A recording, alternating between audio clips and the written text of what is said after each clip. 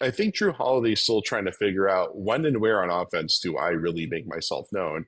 And, based on people I've talked to, I don't know if that's really even going to be a part of his game at this point of his career. I don't think he wants it. I don't think he needs it. The question is, what happens when the Celtics need it from him? Celtics Beat is brought to you by FanDuel, the exclusive wagering partner of the CLNS Media Network. What's up, everybody? Welcome to a new year. New edition of Celtics Beat here. It is, it's 2024. Where does the time go? I guess it being January 7th, I'm obliged to say Happy New Year, but I don't know for how much longer, guys. Jared Weiss is here from The Athletic, Evan Valenti. This is that debate that people have each and every year. How long can a person say Happy New Year to somebody else before you're just sort of annoying? Like Larry David would tell us on Curb that the ship has sailed. Like, you got to be done with that by, I don't even know, by the time the clock strikes January 2nd, it's over, it's done. I used to be one of those people that, maybe not in person or over the phone or whatever, but in emails, if I was reaching out to someone I hadn't talked to in a while, like, I'd Happy New Year until like the start of February, man. I held on. I let that thing go. But I feel like a weekend this is about the wrap-up point, isn't it? Yeah, No, I'd say so. Just only because it's the first time I've seen either of you since 2024 happened, I'll allow it. That's where I'm at.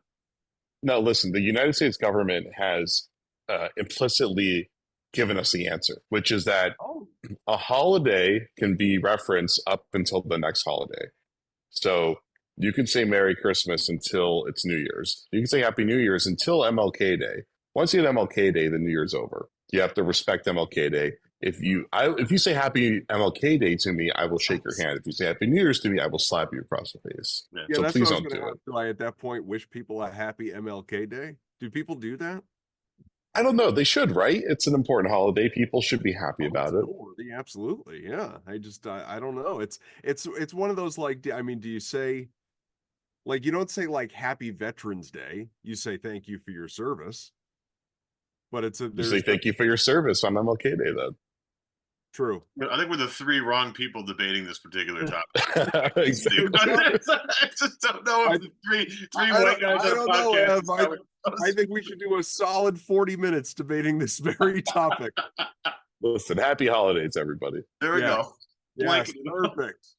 Thank you to everybody. How long do we say Happy Kwanzaa? Thank you to everybody for hanging out here with us. Obviously, we greatly appreciate it. Like I said, Adam Kaufman, Evan Valenti, Jared Weiss, and same old Celtics, but I say that in the best possible way. This team, much as it was the last time we spoke, the number one team in the NBA in terms of standings, still undefeated at home, coming up on the midway point of the season in terms of the home record, 17-0 at this point in time, and going back to the very first week of November, so it's been months, this team has not lost consecutive games, and oftentimes is even putting together long winning streaks, including on back-to-backs, even when travel is involved. This team, quite frankly, is pleasantly surprising me, doing more than I wanted to say, like, meeting expectations. It's doing more than meeting expectations on virtually a nightly basis at this point, Jared. I don't know what your expectations were for this group coming into the season. I was going to say the year, but it's a new year, right? Coming into the season, what your expectations were. And I know there was a whole lot of like title or bust, and it's all about Banner 18. That's all well and good. That's not really what I mean. What I mean is, like, we, in my mind, we're going to get to that point eventually, but I don't think, in fact, I don't even want to hedge on this. I definitely did not see it coming together as well as it has, as, the cohesiveness being as sharp as it is, all of it with what we've seen so far through, what's it been? 35 games, 28-7, just as quickly as it happened. I figured there would be some more bumps along the way, integrating what is in many ways, in terms of top end personnel, a new group. Would put them at the 86th percentile of my expectations coming into the year. Okay. Because they could have gone undefeated. I think that was within the realm of possibility. It was unlikely, I guess, but like, they're still undefeated at home. We're almost halfway through the year. That's insane. They like okay, for me, the only things that are not up to the best case scenario standard would be the Jays still aren't shooting above league average from deep. And they're both, I think they're both having great years. I think they are having probably their best seasons of their career. They are still ascending up towards their peak. They are still growing as creators. Both of them are defending better this year. So they've been really good. Porzingis, I think, has been exactly what you wanted. He's been super effective and efficient on both ends. He's been hurt persistently, but it hasn't been anything serious. So I think that's basically the most ideal outcome for what you could have gotten out of KP. Derek White, obviously NBA MVP, what is there to say at this point? He's the best player of all time. And then it's really Jrue Holiday, I think, is the first place you go to where you're like, there's still more to unfold here. Jrue doesn't fit right yet. Jrue's been really good. The team has been great with him out there. He just doesn't have a clear fit yet. And I'm starting to wonder if he will. And it's not that there's an issue so much as that maybe it's the nature of when you put a player like him, who's a very, very unique, distinct player, like one of the more unique players in the NBA, really in our time. How do you fit a player like that into a team that really already has everything? Like we're seeing, Jrue kind of had clearer roles in Milwaukee because they didn't have that many high-level offensive players. So it's like pretty clear, put the ball in his hands, he's going to create in a lot of different ways. And in Boston, they on offense, at least, they don't need him. Like there's nowhere where they actually don't have someone that can do what he can do. He is a complete luxury. It kind of reminds me of Malcolm Brogdon last year, where I think we had trouble figuring out how valuable is Malcolm Brogdon because he's pretty much the exact player that they wanted him to be. But just there aren't that many games where you're like, how would they win this game without Malcolm Brogdon? Like they always had a way to, he was the guy that put them over the top. And if he stayed healthy in the playoffs, maybe they would have stayed over the top. With Jrue, I'm watching him out there on offense. Where does this guy find his rhythm in the game? When are the moments where he can actually go to the shot? What is his go-to shot? There's a few where I'm maybe his baseline attacks get to that lefty hook, a couple elbow pull-ups, stuff like that. Maybe that's a shot. But I think Jrue Holiday is still trying to figure out when and where on offense do I really make myself known. And, based on people I've talked to, I don't know if that's really even going to be a part of his game at this point of his career. I don't think he wants it. I don't think he needs it.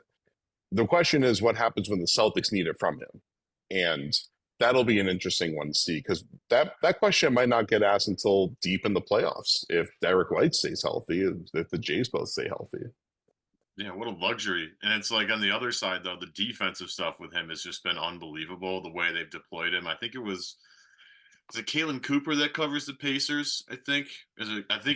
She's really one of the best analysts in the league. Amazing. Yeah. And she had a bit yesterday. This is we're recording Sunday. This was a Saturday it was right after the game, about how the Celtics deployed Jrue Holiday in their 2-3 zone. It's just chaos creator all over the place. Oh God damn it! I was going to write a story about this tomorrow, but testament to her. She's really.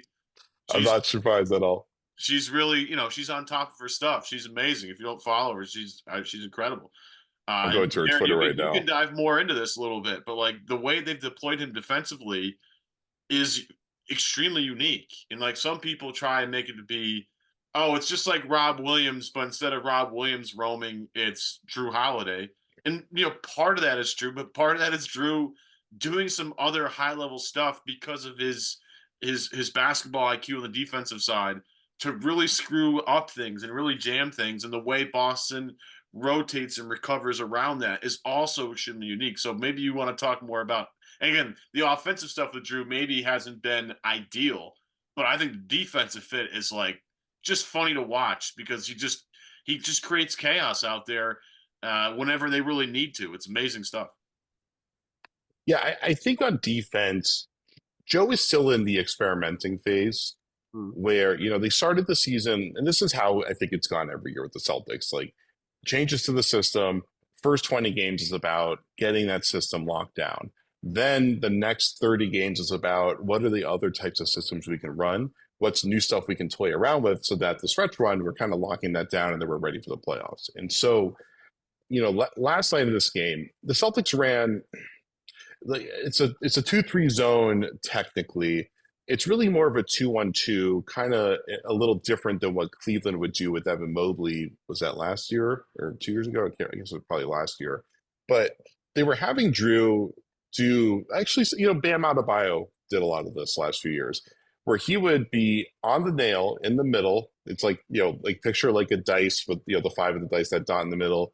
And he's not just holding down that middle line there. He is everywhere. He can move all the way up and down, just like imagine like a T shape, and he's just able to go as far as he wants across the court in that.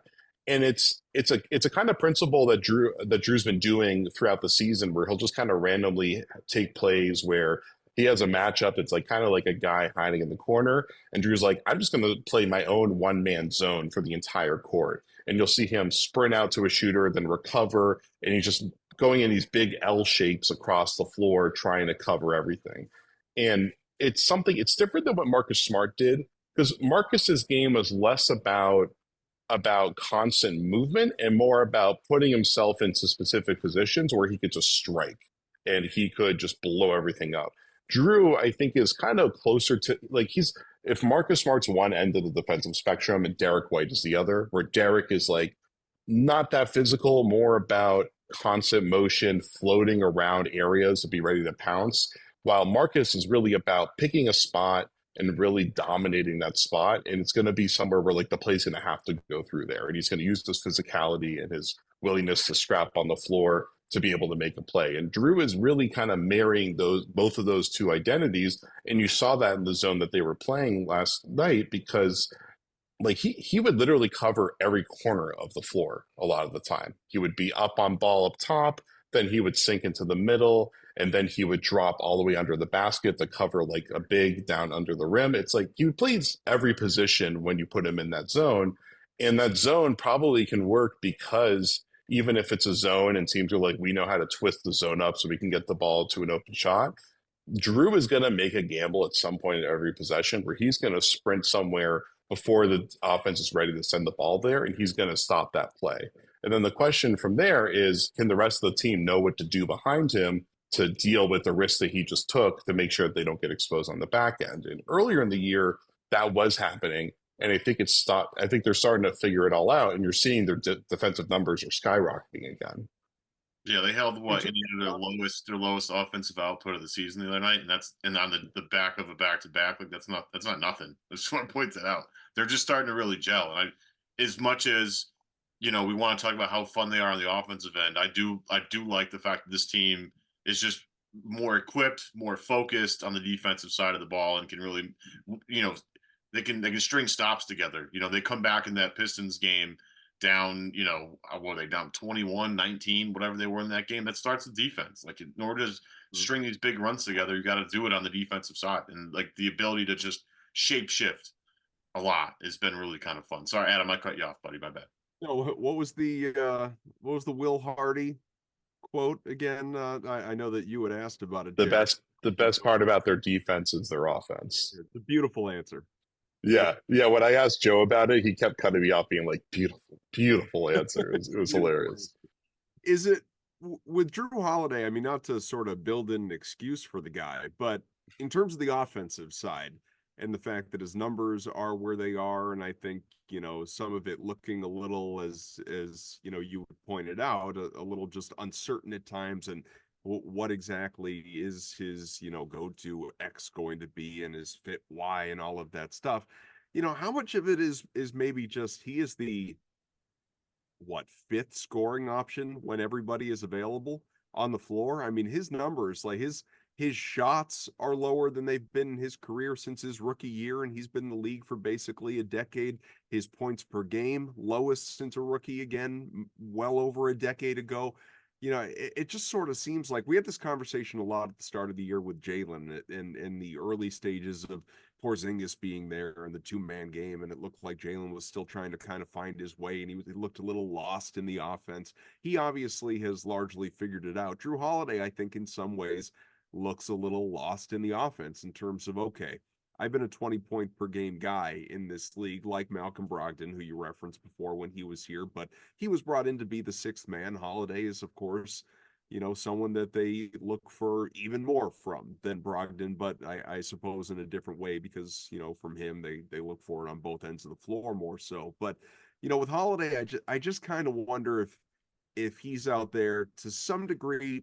Floating isn't the right word for it because he's doing more than that, obviously. But, I think he's just in more of a feel out mode, and this is everybody else's show. And I'm going to, pinch in, chip in where I have my spots. But, we're looking to Jason first, maybe Porzingis second, Jalen, Derek before me, then it's my turn. And that's if, somebody else isn't, like Peyton isn't hot or Hauser isn't hot. So he's just he almost needs to be a chameleon out there. Well, he's similar to Marcus Smart, right? Like it's ironic that he replaces him because he's probably the most similar player in, I guess, the makeup of his game. And that, especially at least on offense, it's like they're post players, they have a floater game in the paint, they don't really have much of a mid-range game, and they hit pull up and spot up threes. And so you're seeing Jrue, like the last year or two, Marcus moved to the point, and we didn't feel like he was lost in the offense anymore. But before that, he was a on-ball pick-and-roll playmaker who couldn't really shoot that well, that was forced to play off-ball to combo guard. That was pretty much his entire career as the Celtics kept cycling through all NBA point guards that he would have to play next to. And you're seeing now that Jrue is playing next to, dare I say, an all NBA point guard and Derek White. Not really, but we'll get to that later, I'm sure. He's stuck in that classic Marcus Smart role where he doesn't have the number of touches, or at least a number of like initiating action touches to be able to build a rhythm.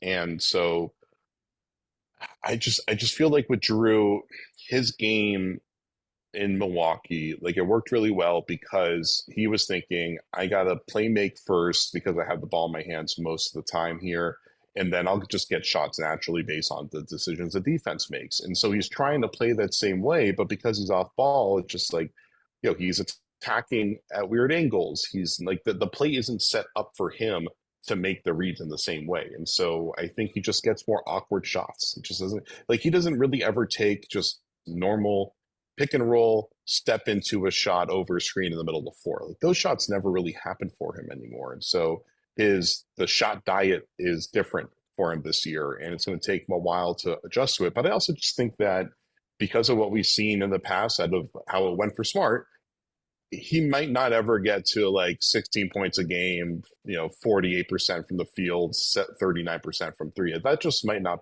happen for him. And I don't think he really cares about that. Yeah. And I think it's just, again, it gets back to how awesome a teammate that Jrue is. You know what I mean? Everybody talks about how he's just the greatest teammate. You've heard guys, Celtics locker room, talk about how great he is just as a guy to have in the locker room. And the one thing I think it's really important about Jrue is he's the only guy in this team that's won a title. And I think having him here to go through some of the ups and downs that this team's eventually going to face. Like, I mean, it's been awesome. They're 28-7.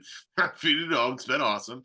But there's going to be some times where things don't go well. If it's in the regular season, great. If it's in the postseason, a little more stressful. But having Jrue there as a guy to slow everybody down is going to be okay. I mean, it's just an insane luxury that Jrue Holiday is just like their fifth best player or their sixth best player, depending how you view Al Horford right now. But he's just been he's been really good. But to your point, Jared, there's still more to there's more to scratch off here. It's not just he's fitting in well, but there's more to go. It's like with everybody. It's been fun to watch everybody kind of find their footing. Jalen especially. I think you're seeing a more confident Tatum now that the shot's going in a little bit more the past couple of games. Derek White's just been on a heater for about 3 months now.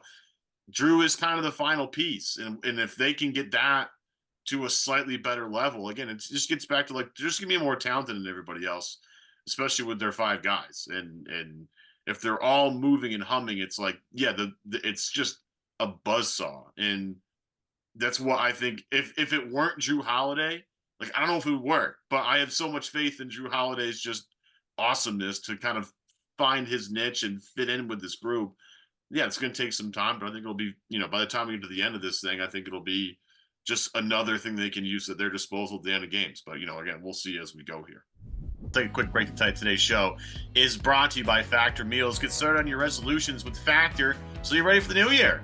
Factor is ready to eat meal delivery, takes the stress out of meal planning, and sets you up for success in the new year. Skip the grocery store, prep work, cooking fatigue, all that stuff that comes with making a home-cooked meal, and instead get a chef-created and crafted, dietitian-approved meal delivered literally right to your door. All you gotta do is open the door, pick the box, bring it inside, put it in the microwave. That's it. Over 35 meals to choose from per week, including options like keto, calorie smart, vegan and veggie, and more, plus over 55 weekly add-ons. You'll have a ton of nutritious and flavorful options to kickstart your resolutions. Skip the overpriced takeout trap. Don't do DoorDash. Factor is cheaper and way more delicious. Stress less over mealtime. The new year, Factor's no prep, no mess meal set up free time otherwise spend shopping, cooking, and cleanup. No more wasting time in the kitchen. That's the most important part. Head to factormeals.com/Celtics50. That's Celtics50. Use the code Celtics50 to get 50% off. That's code Celtics50 at factormeals.com/Celtics50 to get 50% off. So have you just made reference to Al Horford and just I mean, look how amazing this guy is. It feels like, listening to Jason Tatum the other night, obviously, and Porzingis gets hurt a couple of different ways. He's questionable for this upcoming game, although to Jared's point earlier, nothing seems overly serious, which is most important. But he goes out all of a sudden, Horford takes on a larger role within that game and almost has a triple double.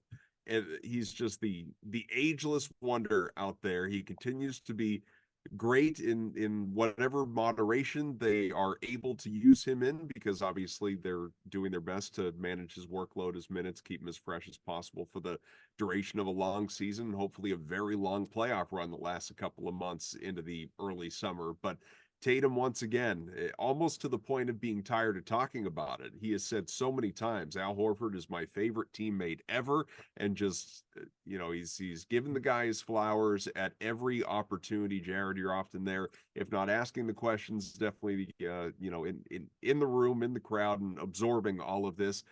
Just what does Horford mean to this team beyond what even fans may realize?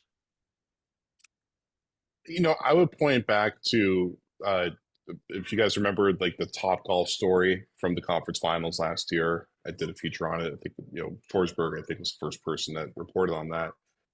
They were down 3-0. I think it was when they were down 3-0 in Miami, and they were ready to crumble. Like, this was a disaster. And Horford was like, "We're going to Top Golf. Let's not do film today. Let's do a group activity. Let's have some fun." And we all know how they went. They won 3 in a row.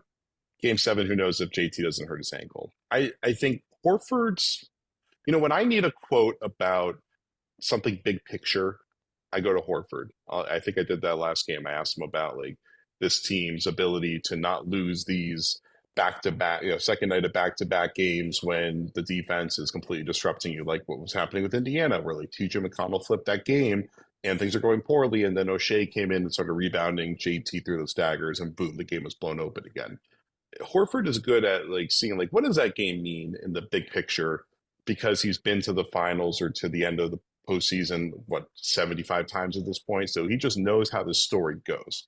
And I think he's been really good over time, and will be good about it this year, of being the one to step in and be like, I can see down the road why this moment's important, why making a decision is important, and I'm going to step in, I'm going to say something here. Because otherwise, he doesn't talk a lot. He's a by example kind of guy. He goes about his business, and everyone can see that old man Al over there is just doing it, and it's working, and that's why he's 37, and he's still pretty damn good. And so his presence, I think, is more about his presence. It's not about specific stuff. It's really about just what does it mean when you see Al Horford in there doing things. And that's probably the biggest thing he brings to this team.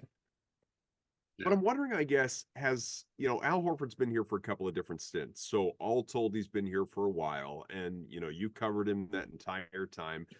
And when he came in, it's important to remember, not that I need to remind you guys of this, but it's important to remember like Al Horford in his career, and he's a multiple-time All-Star, obviously a multiple-time champion in college. He's always been a very well-respected teammate and player across the league. He's never been a numbers guy. Like there were the people that were infuriated when he signed with Boston at that time, for anyone that remembers. I mean, he was arguably the biggest name free agent that the Celtics had ever signed to date. Given, the balancing out like where he was in his career, he was still in his prime. He was 30 years old. Obviously the way he was paid, the next best thing was like Dominique Wilkins coming in at the very end of his career. And we know a lot has changed since. There have been some more notable guys to sign since, but he kind of paved the way in the very early stages of this rebuild. But it just doesn't feel like, as someone who has watched that whole time and followed that whole time, talked, on this show and others that all the way through, that he doesn't seem like he's changed. And the way that teammates talk about him, it doesn't seem like it's changed. Yes, he's not flirting with all-star spots. The minutes are down, the points, rebounds, all the stats are down because the role is minimized. He now comes off the bench. He doesn't start. But it sort of feels like, in terms of importance to the team and all the different things that he brings, he's the same guy now at, like you said, 37 or 57 or whatever he is, compared to the day that he walked through the door the first time. Well, that's because he's played like he's 40 years old since he was 23.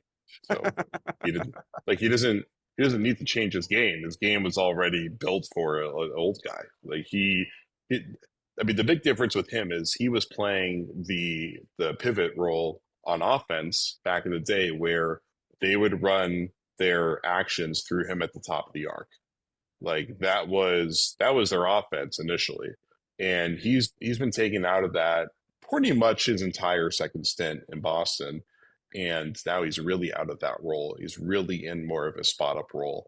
And so I think what's worked for him is that there hasn't been too much he's had to change about the way he plays since he first got to Boston and really evolved himself into more of a perimeter guy instead of a high post guy. So, nothing changes when you've been playing like you're ready to be 37 since you were 27. Yeah. Again, the experience that you have with Horford, and again, how he can steady the ship a little bit. Again, the top golf story at this point, I had forgotten about it until you mentioned it. Is legendary stuff. We get a great, just to break the ice, try and get guys settled in. I mean, it just helps. And again, this team's chasing a title. That's the only thing that matters at this point. We've gone back and forth, whether it's on this show, Jared, whether it's been in text messages. It's like, who cares what they do? Because like just the playoffs, whatever happens in the playoffs is, if they don't win the title or get the NBA Finals, then it doesn't mean anything. But again, having guys like that for perspective is going to be awesome. And I think it just helps that you have a group of guys, that have accomplished a lot together already. Whether, it's you talk about JT, JB, and Al, right? They've been on the team the longest of all the people. Like they've accomplished a ton. Derek White coming up short last year with this group is tough, obviously. Kristaps having not experienced a ton of the playoffs, that's going to be something that's going to be interesting. I think he'll have a lot of pressure on himself, but again, a lot of experience in this team. I think it's gonna serve them well going forward. But what's great to me is it seems like everybody's comfortable with being a different guy, like kind of any night. And like that's the thing, Jared. We talked a little bit pre-show about what your upcoming story is, and I'm not going to kind of talk about that at all. But some of the mantra around this team that started to evolve from some of the people that you talk to after games is like, yeah, whatever. Like, it doesn't matter if I score 25 or if I score 10. Like, as long as we get W's and stack W's and have good habits, that's all that matters here. And having a guy like Al, again, who's, not impacting winning a ton because he's not playing as much. But when he plays, he does impact winning. Like, having guys like that is just going to be really, important here. And, we talk about forming habits. This team's forming a lot of good habits right now. And I think as they go forward here, they check off some more boxes and experiment with more things. It's just going to get better. But I don't know. I just feel a lot of the guys in this team have gone through a lot of different types of adversity. And Jared, as we go forward here, I just don't see anything that people could throw at them outside of like Eric Spoelstra thinking up some sort of defensive scheme that nobody's seen before. That's going to really trip this team up unless it's themselves just not shooting the ball that well. Yeah, I mean, if a team can play the way Minnesota played in that first game. That was like that was I can't remember if that was their first loss or it was just like their first big loss. First big Unless loss. a team can play like that. Okay, yeah. So unless there's a team that can really dominate the paint on both ends and just completely disrupt their rhythm on the perimeter, then I don't see how anyone's going to beat them. Like, obviously, Milwaukee is the main threat, right? At least in the East. Like, they're the main threat pretty clearly. Just not just because of how good they are, but they have someone who can beat anything. Like, Giannis can beat anything. We know this at this point. They're also not as well equipped to match up against Giannis, I don't think, as they used to be. So that's the one vulnerability. But as far as, like, obviously, this is a team that they're more likely to beat themselves than an opponent is going to beat them. It's can they maintain harmony? Because vibes are really high. Like they have like up and coming young team vibes for a perennial juggernaut. I think that's impressive. They're having fun. Luke Cornett is bringing like laughs in the middle of a game where things are going well. Like all the main guys are like, like they're all happy with the balance that they have. No one, I haven't heard privately or publicly any gripes at this point. And I guess that's easy when you have by far the best, or not by far, but like the best record in the NBA. That makes it easy. But there were times, I mean, look at last year. Last year, they had one of the best records in the NBA, and things were never really quite right. I think what's good for this team is we'll see how it goes if they really face adversity. But obviously, health is the big thing. Will somebody get hurt? Will somebody stay hurt? Because obviously they've had a few guys get hurt. And then during the regular season, I just can't think of anything besides health that'll be an issue. It's really when they get to the playoffs is can their bench be effective? Because the bench hasn't been, it's been, I think, a little bit below expectations. We go to that beginning of the season thing of how they meet expectations. Like Pritchard is starting to come around, but just offensively, he just hasn't been what they need him to be. Starting to get better though. Hauser was shooting lights out at the beginning of the year. He hit a big slump. Now he's starting to climb out of it. And then after those two guys, nobody has really stepped up for the ninth man role. Like Cornette's been decent, but hasn't been good enough. And so, maybe in the playoffs it won't matter, but like they're gonna need someone that they can bring in as a ninth man in the postseason when there's foul trouble and stuff like that. And clearly Brad is going to try to find somebody. The NFL season is wrapping up, but there is still time to get on the action with FanDuel, America's #1 sportsbook. Right now, new customers get $150 in bonus bets guaranteed when you place a $5 bet. That's $150 in bonus bets, win or lose. The app is so easy to use, and there are so many different ways to bet, like live same-game parlays, find bets in the new Explore tab, pick a parlay in the Parlay Hub, the best way to find popular parlays, and more. So visit FanDuel.com/Boston and make your first bet a layup. FanDuel, official partner of the NFL.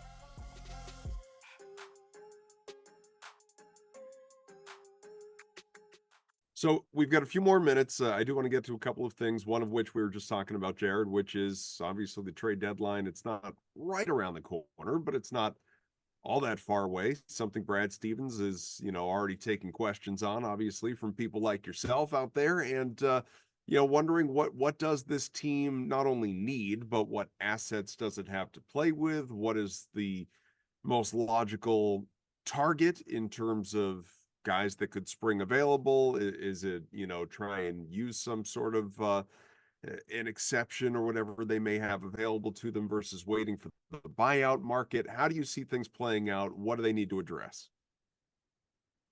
Steven said big wing. I thought that was interesting because Joe has been playing a 5 instead of playing a big wing like O'Shea Brissett or Lamar Stevens this year. And I think in the postseason, they probably won't need that 5 as much coming off the bench. So it's interesting to figure out, are they going to make a move strictly for postseason rotations or for just this team as it is in the regular season? Because I think the most that they could upgrade at would be either an on-ball scoring wing, which I don't think is quite what he's looking for. I don't think they really have a need for that. Or they could get someone who's a little bit better than Keita and Cornette. I don't know if you're even going to find somebody with the $6.5 million that they can use with that Grant Williams TP. Sure, there's somebody, but the names I've seen floated out there, I don't really think they play clearly better than those guys, and it's worth surrendering assets. So those, I mean, that's it. Like if you want to get a microwave point guard, that's a more reliable scorer than Pritchard. That's an option. Those guys are generally easier to find. The wing that they're looking for, finding somebody that's actually useful, it's kind of hard to do that when you're so limited in what you can do financially. Yeah, and it's like Brissett's been playing a little bit more lately and bringing a lot of energy. It seems like people are talking about that. Have you been impressed with his play lately at all in the regular season, or is it something that's just like a little flash in the pan? He's got little caught a little fire here, but it'll subside. I'm just not quite sure if O'Shea Brissett is the answer. I like him a lot. Syracuse, obviously, Kaufman, you and me are going to always back O'Shea, but do you think he's really carving himself out a role here?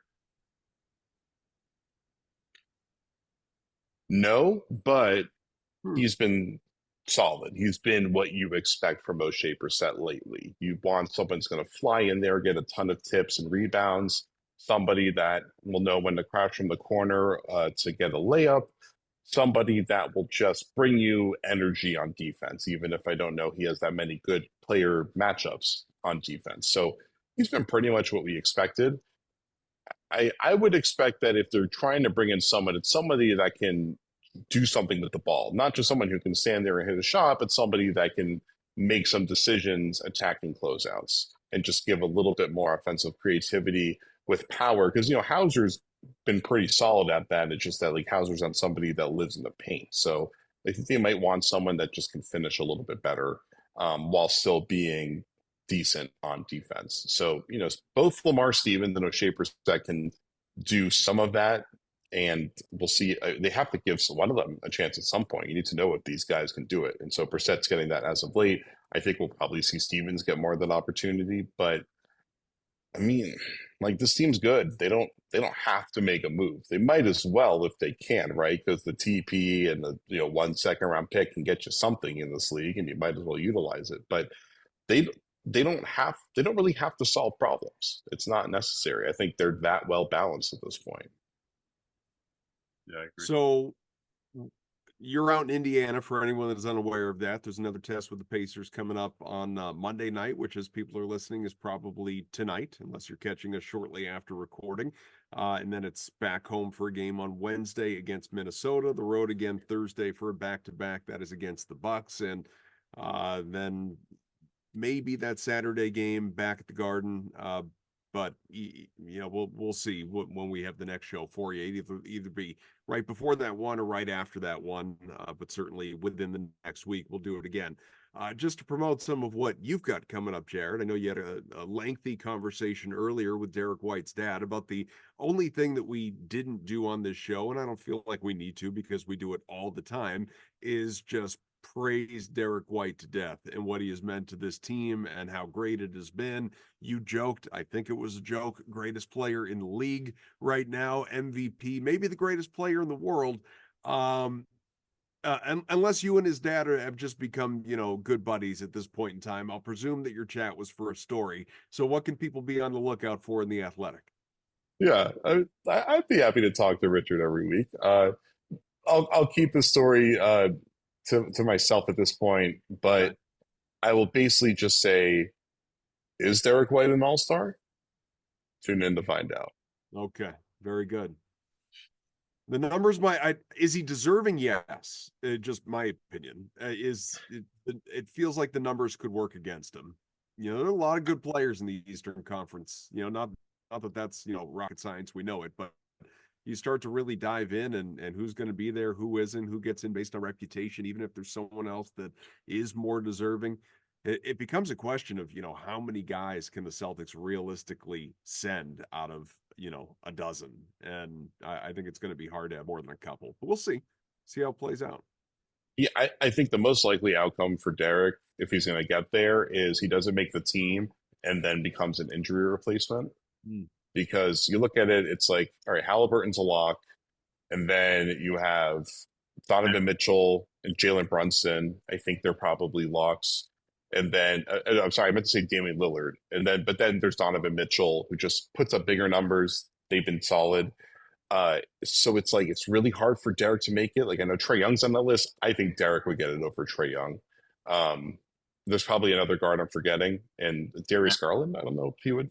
Yeah. Maxey. So, but there's Well, probably even Maxey. Lillard Thank you. to me is one of those reputation guys. Like Lillard shouldn't be an all-star to me. Like at least over some of those other guys. But that's Had a tough night last night. It was not a great night for Dame against Ime's Houston Rockets. Ime. Yeah. Nice to not mention that name on a weekly basis anymore. Yeah. Nice. One sure. downward spiral of last year. All right. Well, 2024 is off and kicking and a banging start so far for the Boston Celtics. Other than losing to the sometime soon future champion Oklahoma City Thunder, Celts have a couple of straight wins and will look to try and do it again against these Indiana Pacers, who they just took care of on Saturday in what, honestly, for the Pacers was a lower scoring game. We'll see what Monday winds up looking like as well. But guys, always a pleasure when we get to do this. We'll do it again next week. Jared, we will certainly have you on again real soon. Make sure you check him out on social media, Twitter, X, whatever we want to call it these days. And most importantly, on The Athletic, where there's something involving Derek White, Richard White, and all-star status to keep an eye out for. For I'm Adam Kaufman, of course, for Jared. We'll talk to you again soon. Rate, review, most importantly, subscribe. We'll see you later.